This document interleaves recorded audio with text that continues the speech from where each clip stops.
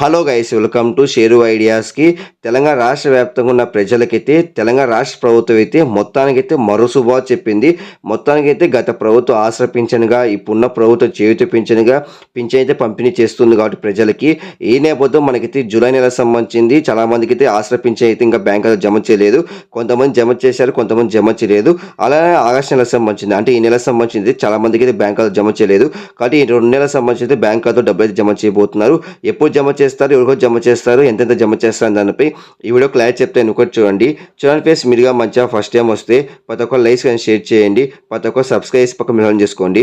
అంటే ఏదో టాపిక్ తెలిపోతా. మొత్తానికి అయితే తెలంగాణ రాష్ట్ర వ్యాప్తంగా ఉన్న ప్రజలకైతే తెలంగాణ రాష్ట్ర ప్రభుత్వం అయితే మరో శుభవార్త చెప్పింది.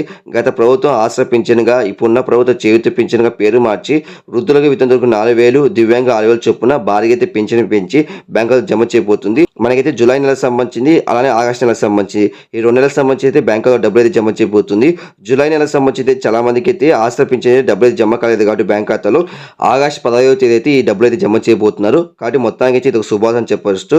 ఆగస్టు 15వ తేదీ అయితే జూలై నెలకు సంబంధించింది, ఆగస్టు నెలకు సంబంధించింది ఒకేసారి అయితే బ్యాంకులో జమ చేస్తారు. కాబట్టి సర్వం సిద్ధం చేశారు, మీరైతే సిద్ధంగా అయితే ఉండండి. కాబట్టి మొత్తానికి అయితే వృద్ధులకి వితంతువులకి 4,000, దివ్యాంగులు 6,000 చొప్పున మనకైతే ఆగస్టు 15వ తేదీ బ్యాంకులో జమ చేయబోతున్నారు. కాబట్టి చాలా మందికి అయితే ఈ విషయం తెలియదు కాబట్టి ఒకేసారి అయితే 2 నెలల సంబంధించిన పింఛన్ అయితే జమ చేస్తున్నారు అనేసి.